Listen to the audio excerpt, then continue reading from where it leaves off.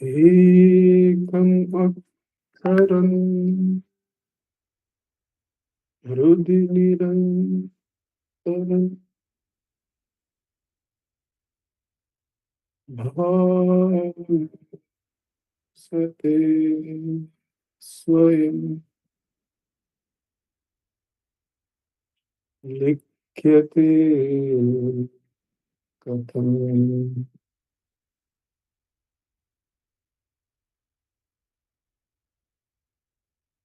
Hridaya kuhara madhye kevalam Angamatram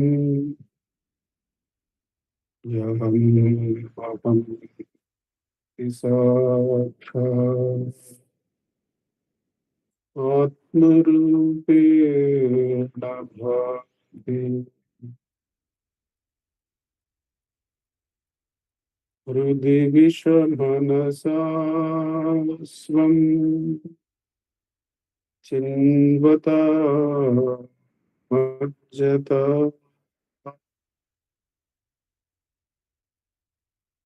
anuchalanaro tha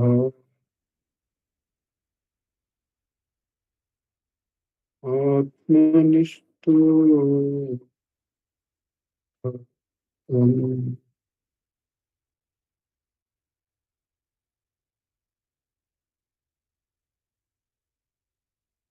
Deham mrunmaya jadamukam aham buddharnatasyastyatu maham tat tatha bhavashukti samaye siddha masadha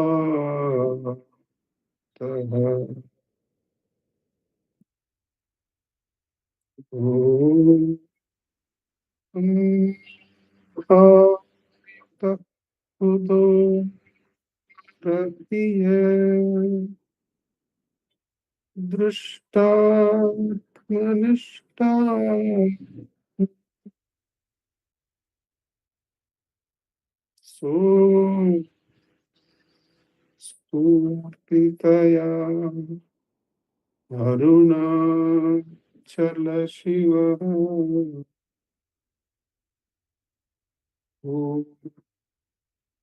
विभाति स्वयं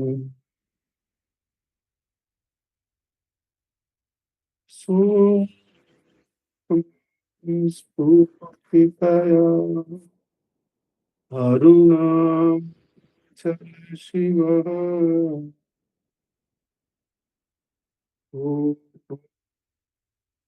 विभाति स्वयं.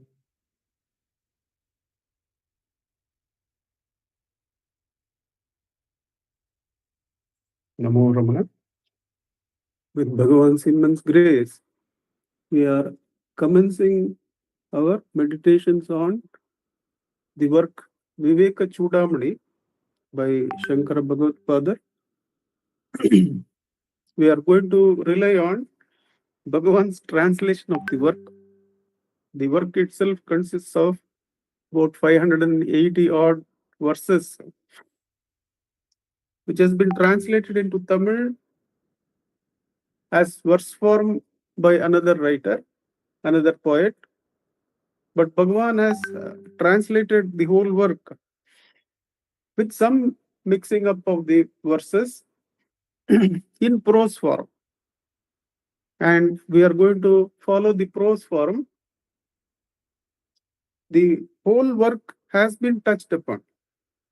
Some of the people who have commented on Vivekachoodamani, they have extracted 108 verses, 110 verses, like that, from the 580 odd, then focused on those 100 odd verses as the ones that cover the whole work. But Bhagavan's translation covers the whole body of the Acharya's work. We are going to start with the introduction given by Bhagwan later. The translation of Vivekachoodamani happened during Virupaksha Guha days itself. The stay at Virupaksha Guha. At that time itself, the translation has taken place into Tamil. But the introductory article to Sunday Times Madras, I think, must have happened much later. And we are going to rely on that in this particular 1 or 2 sessions to get an introduction to the work. Some of those who introduce Vivekachoodamani or other works that they are going to take up will gradually lead up as to how it is a Shastra and how Shastras are required and all that. But Bhagwan's introduction has that a little bit of why it is required or what it is exactly. And then it covers the whole work in the form of about 10 to 12 paragraphs, short paragraphs, about 3 or 4 pages. That means in this first 1 or 2 sessions, we are going to get the whole overview of the entire work of Vivekachoodamani as covered by Bhagwan in his introductory note. And that gives the beauty of the ability to encapsulate the whole work in such a manner and to bring us to focus on what we are going to see in detail later in this short introduction by Bhagwan. Bhagwan begins by saying that, just as in the introduction to Who Am I? This is not an introduction given to the work by anybody, it is given by Bhagwan, that all beings, all creatures seek to be happy without a trace of sorrow, and there is an intent to free themselves from sorrows, particularly like health issues, illnesses, and other things. And this happiness which they are seeking is actually present in each of them as the very nature. The unalloyed happiness is present in deep sleep where there is no mind. But then they are not aware of this. The ignorance of this innate happiness, which is natural happiness, leads them to seek the Iha and Para Sukham, the happiness in this world and in the world after. This is where Bhagavan forks out into a different route in this work than in the work Who Am I written by him. In the work Who Am I written by him, how he finishes that is by saying that the means to get that happiness, which is one's own nature, as experienced by each of us in deep sleep, where there is no mind, the direct path is to know oneself, is how that ends. But then here, in tune with the expansive nature of the work, and so that we will be able to look into all the contents of the work, Bhagavan opens up the issue of ignorance. That ignorance of this innate happiness, what it manifests as? It manifests as the search for happiness in this world and in the world after death of the body, Iha Para Sukham. Where do we come across this term, Iha Para Sukham? We deviate a little bit from the introductory note that the Iha Para Sukham is the main aim of the first part of the Vedas. The, the Karma Kanda of the Vedas, they point out to what are the actions, what are the yajnas, the homas, the dhyanas. That means the karmas related to the body, the speech, and the mind. All these arranged in a dharmic way.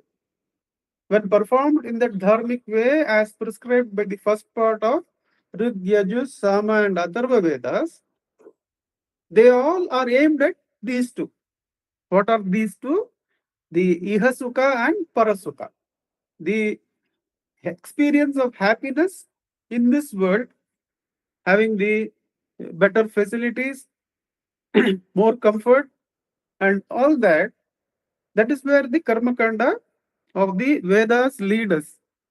And if one is probably interested in connecting the modern education and all the yajnas we do by sacrificing some of the other areas which we could have spent time in on studies, I am sure we will find a connection between what is said in the Vedas as to how prana has to be controlled, how the desires have to be controlled, how particular way of channelizing effort is to be done, so that the ihasukha, which modern days it is education, it is employment, it is earning money, and it is family life. All these are possible if you can, if you are interested, you can, I am sure, connect whatever is said in the Vedic form there as yajnas. You will definitely find that there is a strong connection in what we are doing as effort to have a better life in this world. But the Shastras also go and teach us about the Parasukha. That is, there are karmas which lead to punya and which lead the prevention of papa, which leads to the quality of life after death. So that is also there in the Karma Kanda or the first part of the Vedas. The second part of the Vedas form the Upanishads. The Upanishads, by their very meaning, is the knowledge of that which is very near to us, that which is not apart from us, the knowledge of the Atman. And what kind of knowledge? The Upa means the Atman, which is the nearest. The Ni indicates the steady knowledge of the Atman. And Shat, it indicates the attainment of Brahmajnana, that the Atmajnana is itself Brahmajnana, or the Shat could indicate the freedom from the miseries of the world, which are the apparent two components of mukti. That is, the Upanishads are not concerned with the Ihapara Sukha, but they are concerned with liberation. The ultimate goal of Vedas are concerned in the Vedanta, the second part of Vedas, which is the Upanishads. And the Upanishads, by the very name, they are a study into the Atma Swarupa. What kind of Atma Jnana? Not the relative Atma Jnana, I am a good person, I know this. No, but that which is unchanging and steady Atma Jnana, which itself is Brahma Jnana. Shad indicates Brahma Jnana or freedom from worldly knowledge, worldly miseries. So we come to the second part of the Vedas, the Shastras. Shastras, of course, mean any scripture which is not only having a goal but also suggests a means to that goal. Any Shastra, the definition of Shastra in tradition is that it is a scripture or a work which works or points out a particular goal and also suggests the means to attain that goal. Now, therefore, all the Vedas form the term or come into the term Shastras.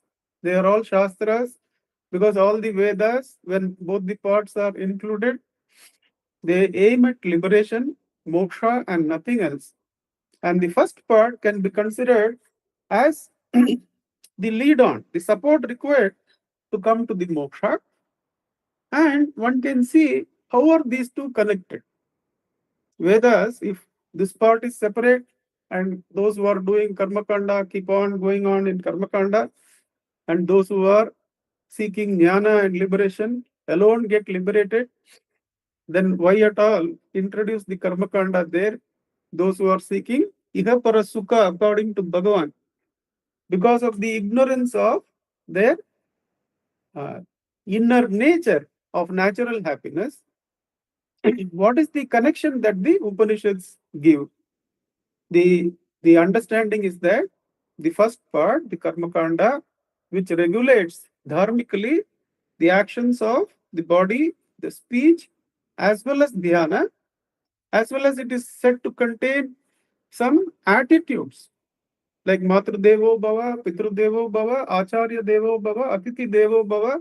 For instance, all these are the very way in which the consciousness is channelized so that there is a dharmic way of living in our day-to-day life. What happens when one aims for Iha Parasukha, as mentioned by Bhagavan, through the dharmic means, through righteous means? There are, of course, these two phalas. That is, there is the Iha phala and Paraphala. That is the Sukha in this world and Sukha in the next world. One interesting finding in that is that when the Shastras assure that the phala will be got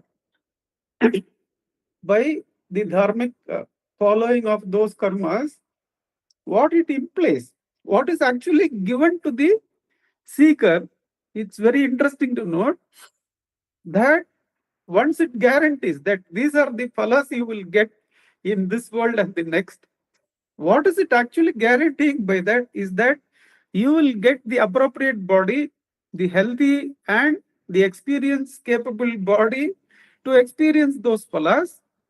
You will also get the object of experience that alone will give you that phala. Not only that, you will be placed in circumstances which will allow you to enjoy the phala. This is the intention of the Vedas in saying, do this, you will get that. Do this, you will get those phala in the Iha and Para. And what it implies is the interesting part that if you have done the dharmic sadhana, then it has to guarantee these three things. That is, it has to guarantee a body with which you can enjoy the phala properly or experience the phala properly. You have to be guaranteed the object of experience and also the circumstances in which it can be enjoyed properly. And that is the assurance of the Vedas in the first part. But then it assures that there are three phalas of the karma kanda.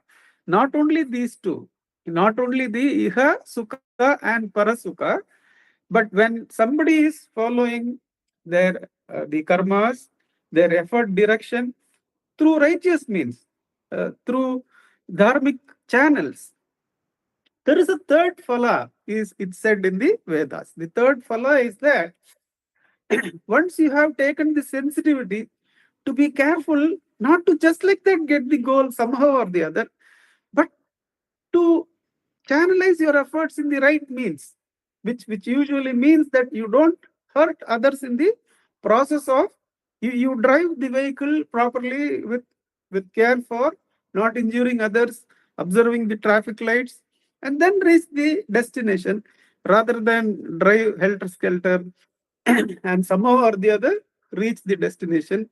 That is insensitive way of conducting a work.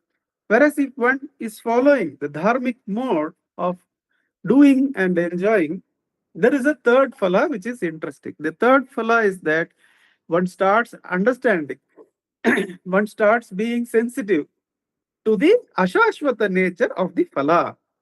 That the phala is ashashvatam. One starts realizing, the second cup of coffee is not giving me the same utility as the first cup. The aged body, as the body ages beyond 50s and 60s, the same amount of uh, the same amount of input is not sufficient to give the same amount of experience. There seems to be different kind of input required to give the same kind of experience. Therefore, we understand that the phala, as we channelize our efforts carefully in the dharmic way, that sensitivity allows us to have the third phala, which is the sensitivity towards the limitation or ashashvata nature of phala. And one can understand that Bhagavan begins with this in the first three shlokas of Upadesha. He assumes that we have done and gone through the karma kanda to understand when he says phalamashashvatam gati nirodhakam. In the very second verse, Bhagavan says, if you don't understand the rule that karturajnaya prapyate phalam, then kriti mahodada patana karanam phalamashashvatam gati nirodhakam, it says. And then the Ishwararpitam Nechaya Kritam comes, that once you learn that it is Phalam Ashashvatam, then what is it? Shashvata. What is the Shashvata Phala? What is the happiness that will be untainted and that will be ever with me?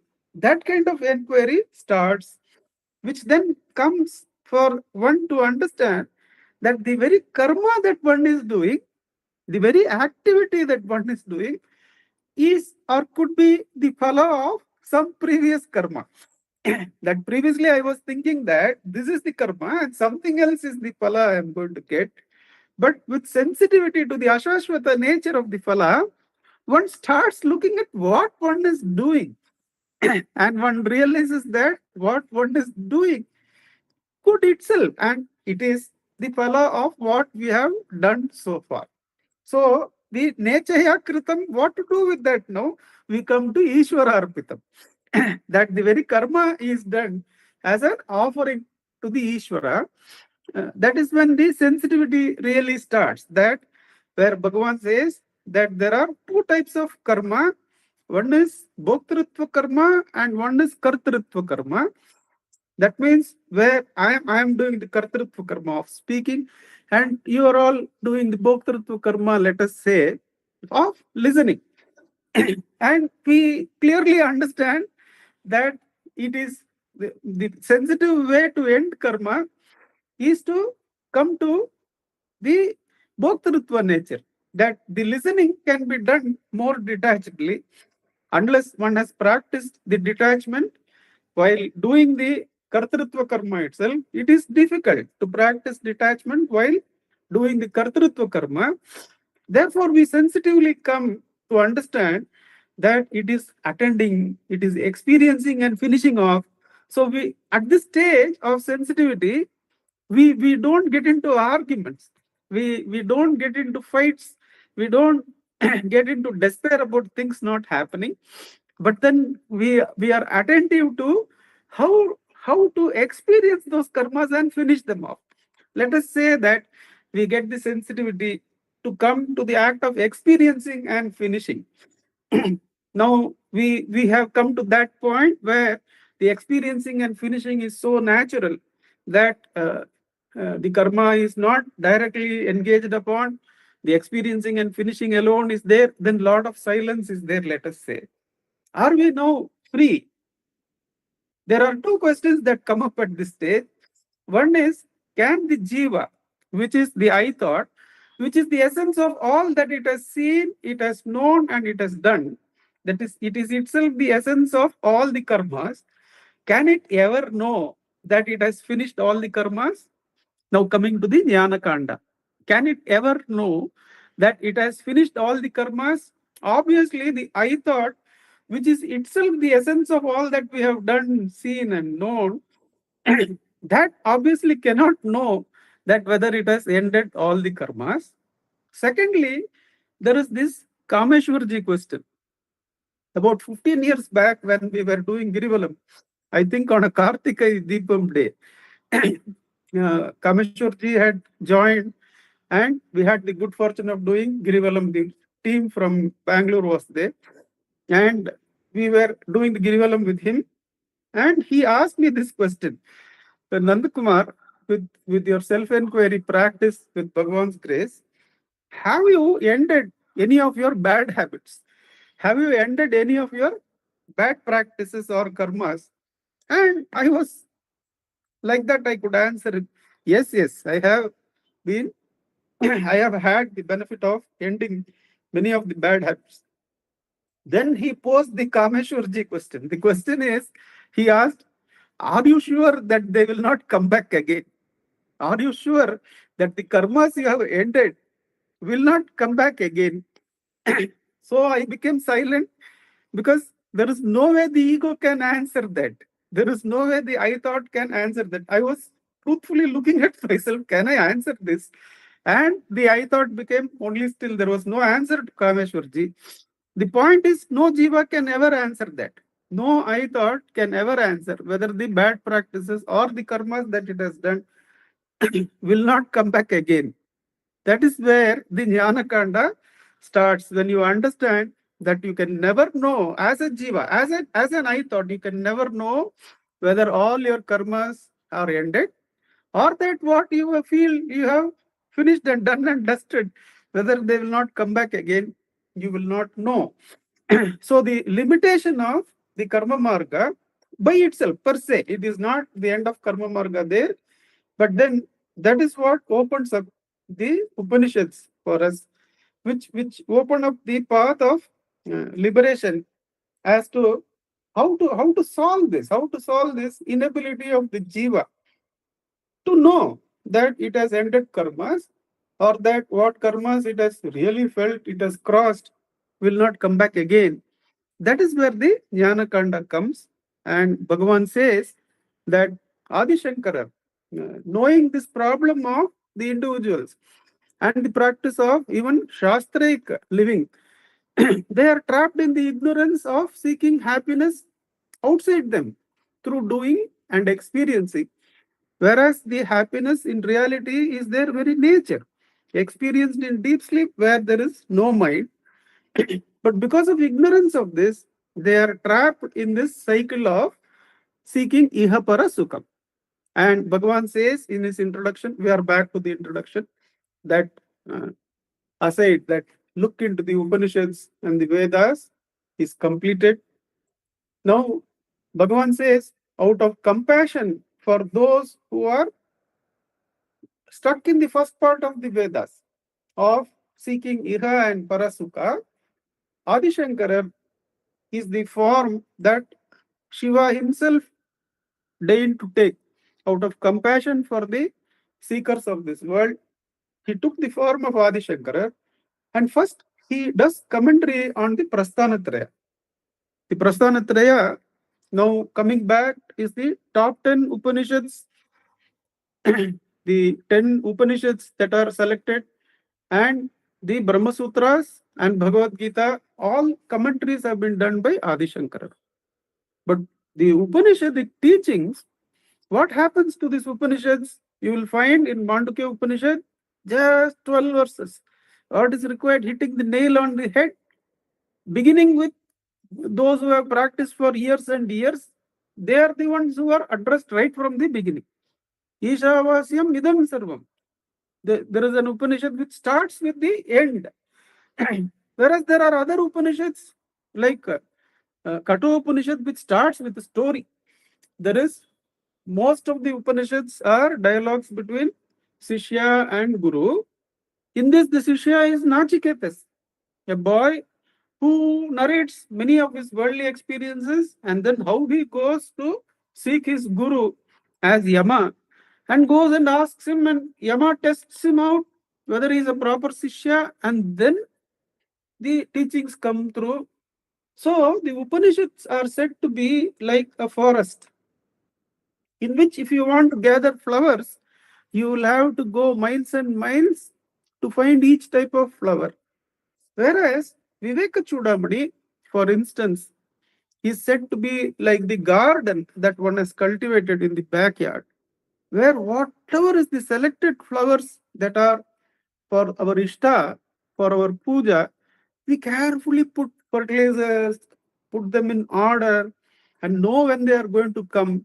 And we know very easily we are able to take because everything is ordered and proper and fine. And that is what Vivekachoodamani does. And that is what is not available even in the commentaries on Prasthanatraya. What Bhagavan says, the commentaries on Prasthanatraya, which is partly Upanishads, is so abstruse that even a sincere sadhaka, even a sincere seeker may not be able to make head or tail of the abstruse nature of the commentaries. That he is not able to pick it up only.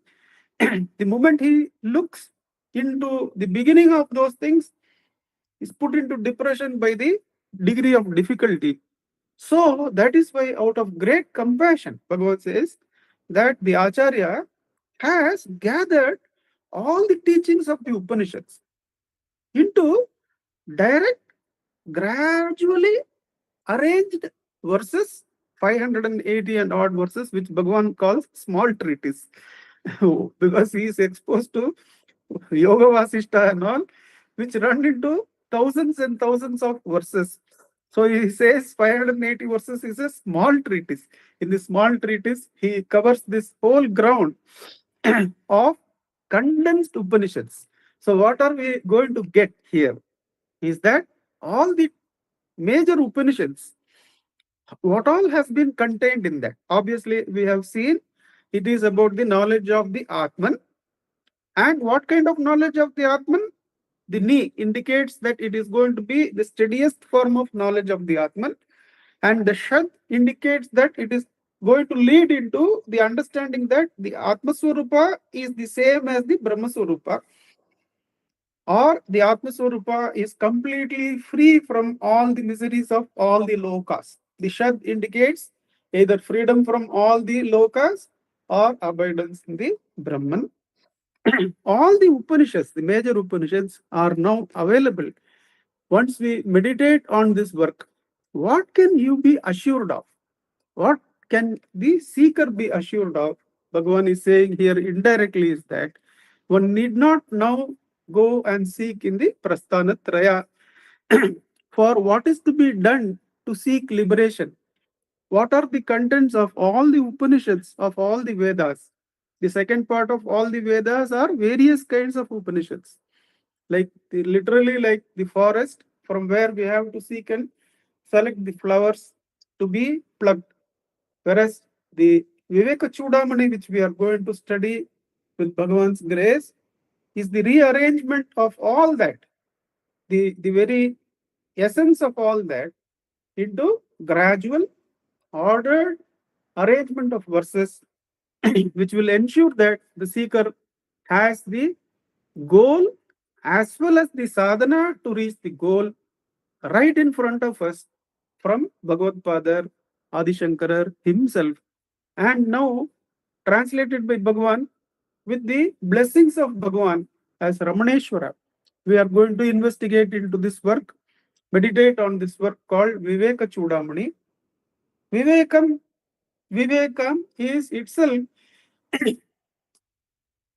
there are said to be three meanings for Vivekam. One is Vivechana. Vivechana is the ability to discriminate. Ability to discriminate what? Discriminate not between water and milk, but discriminate between Satya and Asatya. What is true, what is not true, as well as the self and non-self. What amounts to the self and what is non-self. That is Vivechana, the ability to discriminate. Viveka also refers to the Shakti, the tapasvic Shakti of actually discriminating. That means when the thought arises, to actually let it go and hold the self. You should not only be able to discriminate between the I and the non-I, the self and the other thought, but also have that strength to let the other thought go and hold the I. This is also called Viveka. That means Viveka has one meaning, the ability to know what is the other thought and what is the I thought. It is also the strength with which we are going to practice what Bhagavan has taught us. And third meaning, it also indicates the jnana, that is the reality. That is our natural happiness, into which one is going to merge along with the worlds one is seeing. That jnana, the self-realization, is also called as Viveka. So the Vivekachoodamani, the meaning, the Viveka has three sub-points. One is Vivechana, the ability to discriminate between Satya, Asatya, self and non-self. The strength to actually practice that Viveka, as well as when the ignorance is dropped, how the self-luminously shines, that is also called as Viveka. And what is this Chudamani? The Chandra Chuda is the one who is wearing the Chandran on his head. So Chudamani is a jewel that is placed on the uh, crest, on the head. In those days, they must have had the practice because they had those crowns. They had those practice of having the best of the jewels on the head. Probably it has gone out of practice these days, but we can understand how the Acharya is saying that Viveka is actually the Chudamani. The Viveka is the jewel that one should have in the crest, in the head. Because there is this Sanskrit shloka, and which can be easily understood, that what is the jewel for the hand? What is the jewel for the hand? It is the ability to do dhana. What is the jewel for the neck? The jewel for the neck is the ability to speak the truth. And the jewel for the head is Vivekachudamani, is the Viveka, which itself, the Vivechana, the Shakti of Viveka and the Jnana, that is the actual Chudamani one should wear, is the indication of this work. And Bhagavan says, not satisfied with this contribution of the Prasthanatraya commentaries, the Acharya, out of great compassion for us, he has gone and he has written the essence of all the Upanishads into Vivekachudamani for our easy assimilation. Now, how the work begins and how Bhagavan takes us through the whole of the work. The work begins with how rare it is to get a human birth. How rare it is to get a human birth, and that once you have attained it, and you have the interest to get moksha, and you have the uh, the sangha of the satsanga of the one who has realized, like Bhagavan and his teachings, when they are with us. Now all the three are with us. That we have those who are in the satsang are all having the human birth, are all having the understanding of the Vedas, to know that it is in the second part, that is in the Upanishads and the practice of Atmavicharam, that the real goal of all Vedas lies. So there is mumukshutva, and this satsang itself indicates that we are meditating on the teachings of Bhagavan and the teachings of Acharya. So there is their blessings. The Guru Kripa is there. Without the Guru Kripa, you can't meditate on their works. When we meditate on the words of Bhagavan, Bhagavan is literally there in the Sukshma Sharira, in each of the disciples' minds. When we sit down with Shraddha and take up Bhagavan's words for study, that indicates that the grace is there. That is where when Kapali Shastri would ask Bhagavan that with self-enquiry can I by myself reach the self, Bhagavan would say that you are doing self-enquiry is itself indication that the Bhagavad Kripa is there, that the grace of the Guru is there. So the grace of the Guru is the grace of Guru, grace of Ishvara is what gives you the Manushyatva and Mumukshutva and the Sangha of the great ones. They are as per the grace of God. But then once they are there, if you don't make effort, then the Acharya condemns it in the toughest of terms. Much of that we will as we go into the work. But then he says one has to make from there on. Once you have these three, that's all. Then from there on, that your ability to practice itself is the indication of grace. All these itself are the rarest of rare things that you have taken human birth itself. You should not ask for anything more. Nothing more should be asked, because this is the rarest of rare gifts of all the possible permutation combinations we could have had between living and non-living beings. We have had a human birth. Not only that, we have mumukshutva. And not only that, the rarest of rare gifts, that the teachings of Bhagavans has come before us and we are able to make sense of it.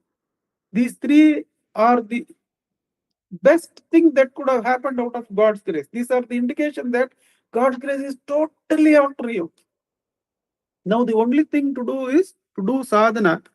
And what is the sadhana according to the work? The sadhana is that the self-enquiry and the jnana marga is the only way in which one can come out of the bondage, come out of ignorance into liberation. And here the Acharya is going to put all the load on the sadhaka.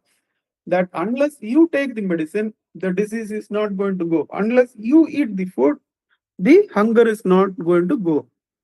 But what you have to understand is, as you do the self-enquiry, the you is going to undergo transformation.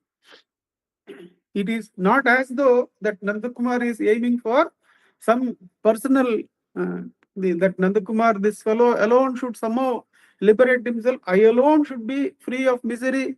There is no way in which any jiva can come out of misery.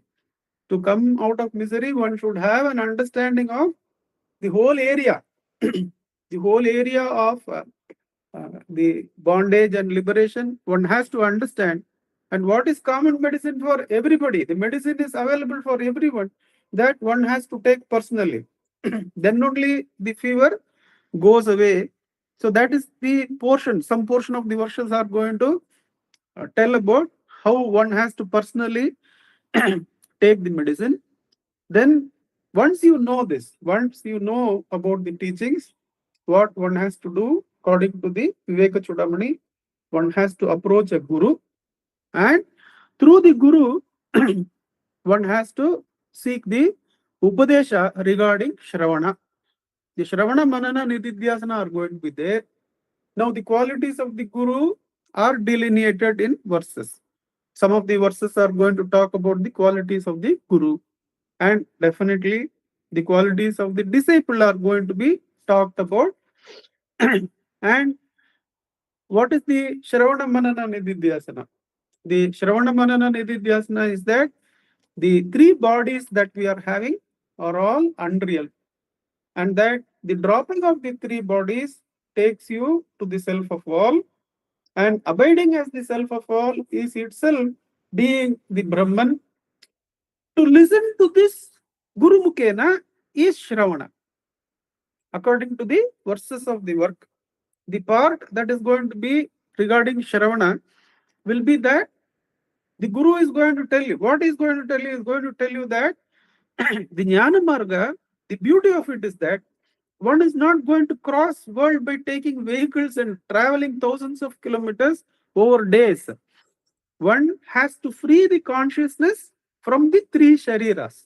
The three shariras are the gross, subtle, and causal. The sadhana is not concerning with what the others are doing, what objects you are going to get. None of that. The sadhana is going to be with self-enquiry. One has to free the consciousness from these three shariras. That will lead you to self-abidance. That is not different from Brahmajnana. To listen to this from the Acharya, this is Shravana. What is Manana? Manana is deep contemplation of this. And surprisingly, we are going to get Manana in Vivekachoodamani, which is matching with the Manana that Bhagavan gives. That the self-enquiry, the tracing of the I thought, the tracing of the self, the Anveshana, the seeking of what is the truth of the I, is suggested by the Acharya as the Manana here, the deep contemplation. But then as you try to contemplate, that is when the whole problem is going to start, because the Acharya says that is when all the vasanas driven by the three gunas, the three types of vasanas, the sattva, rajas, and tamas, all those vasanas are going to rise up once you start doing self-enquiry. That is where with that we will stop the introduction. We will continue with the introduction and try to finish it in our next Wednesday session. What we have seen so far is that Bhagavan, through his introduction, he is giving us an overview of the whole work. Only Bhagavan can do that for us in matter of few paragraphs. He is going to cover the whole work. And by the good fortune of having meditated on his Ulladinarpadu, Anubandham, Sri Dakshinamurti Stotram, Atma Bodha, it is not that we will not make sense out of this condensation. We will be able to make complete sense of what Bhagavan is saying in these few paragraphs. We'll be able to digest what we are going to see and how the sadhana is put before us and why the Acharya has taken up this work, because he finds that his own Prasthanatraya commentary is not usable by many of the seekers by the very abstruse nature of the contents, and therefore he condenses all the top Upanishads, all the important Upanishads, which are mainly study of the Atma Swarupa, into Vivekachoodamani. And so far, what we have seen as the content of Vivekachoodamani, it is aimed at mukti. It is aimed at no other aim than the second part of the Vedas, which is the Vedanta. All the Vedantas, they aim for mukti. That is the aim of Vivekachoodamani also. What is the means? The means is vicharana. The self-enquiry is the means which is going to be suggested. What are the steps that are suggested? That we should have a good acharya, and from the acharya we should first learn about how the three shariras are the only things that are needed to be detached from by the consciousness. This, the Shariratrayam transcending or finding what is immanent in the three Sharirams, is itself going to help us transcend the three worlds of waking, dream, and deep sleep. The tough journey of crossing the muppad of waking, dream, and deep sleep is going to be facilitated by this sadhana of dropping the Shariratraya as not self, and the process of the manana. The Shravana is to listen to this teaching from the Guru. The Manana is the practice of Atma Vicharam. And that is where we are closing today. We will take it up. How Bhagavan takes us through the whole of the work. We will take up the introduction again in our next session. Om Namo Bhagavate Shri Ramanaya. Let us sit in Atma Vicharam, the practice of self-enquiry, till 8 o'clock. Then we can listen to Akka, who will be able to give us insights into this work. Ujjwalji, you can set the time for it.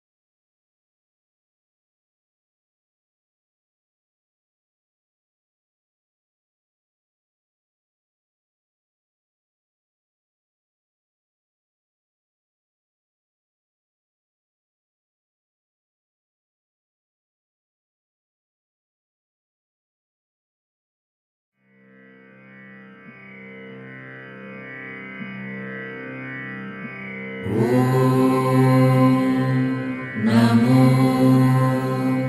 Bhagavate Shri Ramanaya.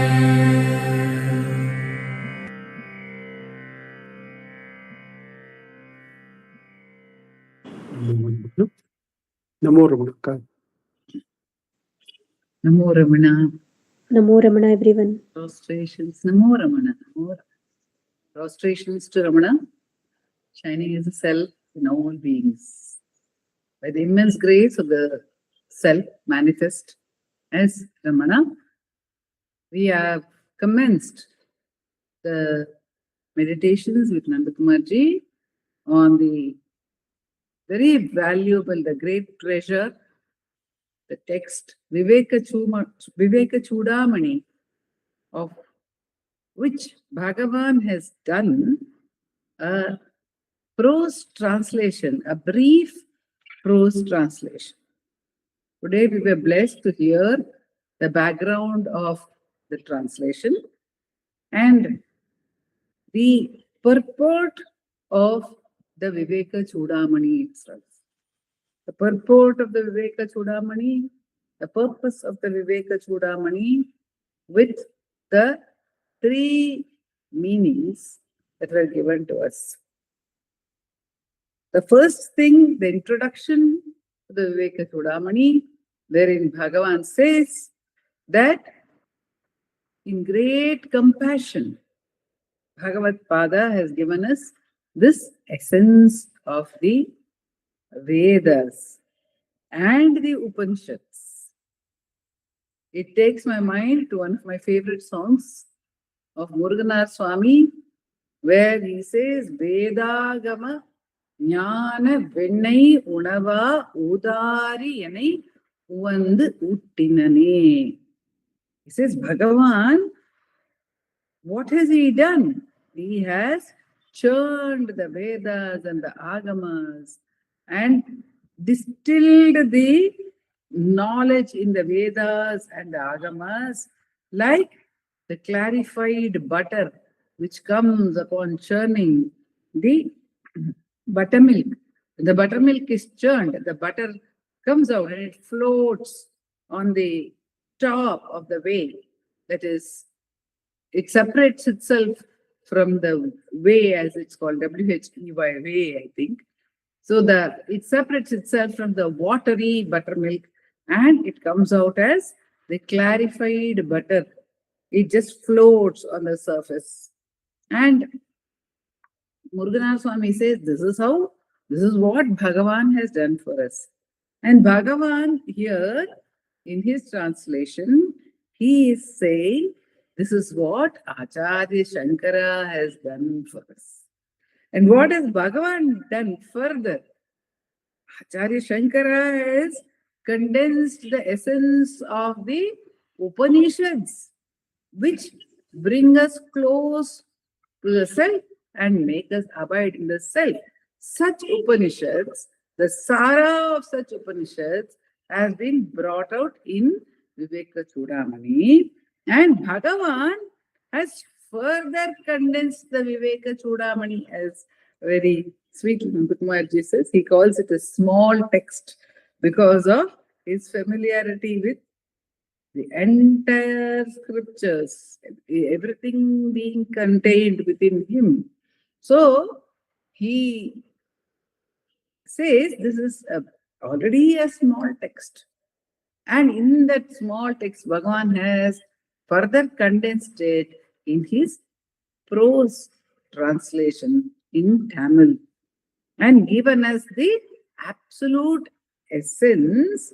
Not only giving us the essence, Muruganar Swami says he is feeding us with the essence, like a mother feeds an infant to the mouth with great love, ensuring that the infant takes the food, ensuring in every loving way. So in that way, Bhagavan has given us the translation and the essence of the translation of the essence of Vivekachoodamani. And Then we were told also by Nandakumar ji of the three meanings of Viveka, which is why we need this manana, we need this Shravana first. First is the Shravana, which gives us the Viveka. The Shravana of this work gives us a intellectual understanding of what needs to be held on to and what needs to be discarded. It gives us, it reaffirms our eagerness in this quest. Because every time we hear the truth, the power of the truth strengthens our faith in seeking out the truth, our faith in the fact that this alone is important. Such Shravana strengthens our faith. But Bhagavan says, unless there is experience, the faith can be shaken. There is always a possibility that faith may be shaken unless faith is supported by experience, by anubhava. So, Viveka as Shravana, understanding what is important and what is not, what is the truth and what is not, what needs to be sought and what should be spurned. Viveka as self-enquiry.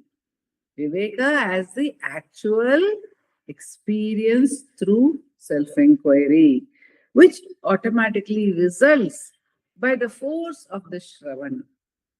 And Viveka as the Atmanubhava. All the three Bhagavan is opening out for us through this sacred work which Shankara has given to the world in great compassion and the equal compassion.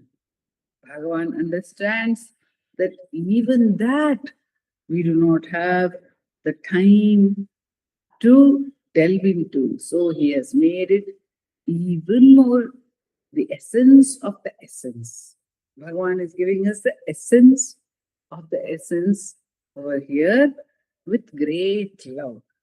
And that great grace, that great love of Bhagavad Pada, that great love of Bhagavan, who in the Atma Bodha says he is the same force as Bhagavad Pada, the great love, Muruganath Swami says, and others also say, will not rest. That love will not rest until it sees to the fruition of what is being told, what is being taught. The power of the Guru Vakya will take us back to the essence of the Guru Vakya. Such is its extraordinary energy and love. Om Namo Bhagavate Sri Ramana.